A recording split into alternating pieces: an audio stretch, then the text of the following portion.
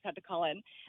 So I worked with her at the post office, and she told me the story that they were building a new house, and so they wanted to dig up their pet and bring it with them to bring to their new home. Jesus. Oh, wow. And so, but they had put, so it was kind of crazy. It was a dog. And so she said that they had put it in a Rubbermaid tote. Of course.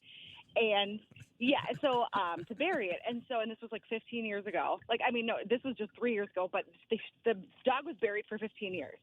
And so they dug up the Rubbermaid tote and they opened it up and it was still furry. It was completely preserved. You could still see the blood on the furry skin, sort of seeping through. And she was so flabbergasted. And then she called her vet. And so the vet was like, I need to see this because this is the craziest thing I've ever experienced. Yeah. So then she actually brought it in for the vet to check it out because it was literally, but they had duct taped it around. Made it airtight. So basically it was impossible for anything to get deteriorated.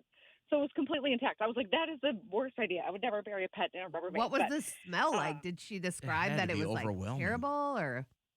I don't remember her even saying that there was a smell. I think it probably would have. I think it probably would have been pretty bad. A couple of things here. Number one, when that pet is gone, I understand it's not by law you got to be put in a coffin or in a case or anything like that. I could care less when my body is gone. Throw me in the ground or in a lake or something. I don't really honestly care.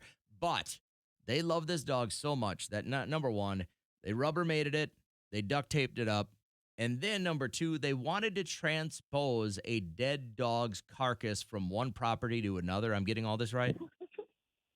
You're correct. Okay, and what's wrong with these people? Are they a little off center? No, I get why they wanted to do that. Obviously, it was a member of the family, and you just want to take it. Okay, so let's just say your mom passes away, Kat, right? You put her in a beautiful grave. You got a nice headstone. If you move to Hawaii, you're not bringing her with. No, I wouldn't bring her with. But if I'm moving down.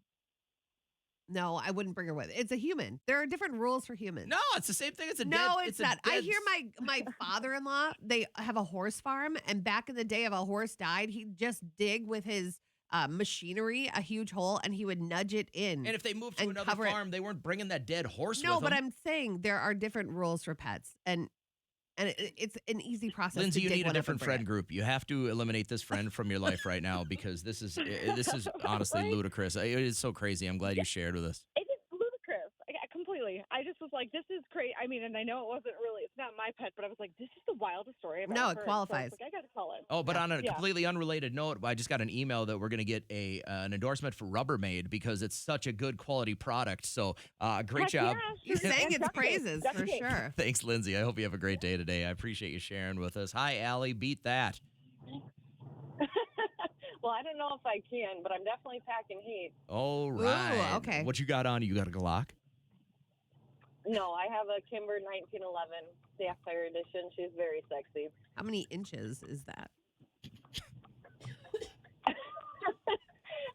It's about 7, I would say. So this is personal protection or this is for work? Personal protection. Okay. How long have you had your conceal? About 5 years. Ever had to use it? No. Did something make you feel like you needed it? Sometimes someone will go through something and they're like, no, I need to protect myself. Yeah, did something happen that you felt like you had to do this or the world is just crazy enough where you're like, I'm not going to get caught, empty pocketed? It was a little of both. Once I started, once I got nephews and, all the stuff that happens in schools and I was bringing them to school, I wanted to have it on me. But no, there is a couple incidences where crazy ex-boyfriends, I've got held at gunpoint at a certain time. Holy crap. No way.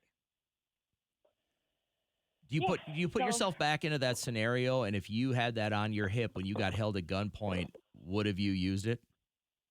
Absolutely. Okay. So you've turned that corner mentally where if your life is in danger, you would be willing to take another life. Yes. Okay. Absolutely. I got you. And how often do you go out and practice? Last question. About 3 times a week. Oh, wow. So you're shooting all the time. Oh, yeah. I love it. And what's its name? You got to have a name for it, right? No, she's just my pretty Kimber. Okay, Yeah. pretty Kimber. We'll go with Nice. that. All right. And when you're at home, it goes. Two more questions. I know. after I your got all last these questions. question. All right. When you're at home though, like, do you have a family? Do you make sure and safe it, or is it like in a nightstand? I mean, can you easily access it if something happens at home? Yeah, in fact, there was the other night I had a window peeper and I pulled it out and showed him the barrel. That's what I normally do. Anyways, all right. I teach him a Way off. lesson Hey, that way. thanks for chiming in. Always interesting, and I hope you have a great morning.